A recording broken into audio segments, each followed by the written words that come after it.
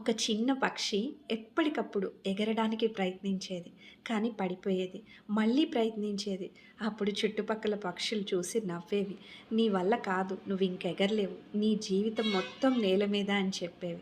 అప్పుడు ఆ పక్షి చాలా కుంగిపోయింది. సో, ఎందుకు నేనిలా అని మళ్ళీ ప్రయత్నించేది. మళ్ళీ పడిపోయింది.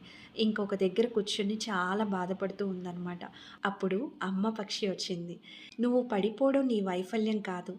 కానీ నువ్వు ప్రయత్నిస్తున్న ఈ ప్రయత్నం ఏదైతే ఉందో అది నీకు దేవుడిచ్చిన అవకాశం. సో, ఆ అవకాశం నీ చేతిలో ఉన్నప్పుడు నువ్వు దాన్ని ప్రయత్నించాలి. అలసిపోయి కూర్చోకూడదు" అని చెప్పింది. చిన్న పక్షి ఎంతో ఆనందంతో మళ్ళీ, మళ్ళీ ప్రయత్నించింది. పడిపోయినా లేచింది, ప్రయత్నించింది. ఒక్కసారిగా ఒక మంచి దీర్ఘ శ్వాస తీసుకుని ఆకాశంలోకి ఎగిరిపోయింది.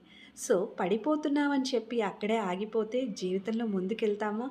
విజయం అనేది ఉంటుందా? అక్కడే ఆగిపోతుంది.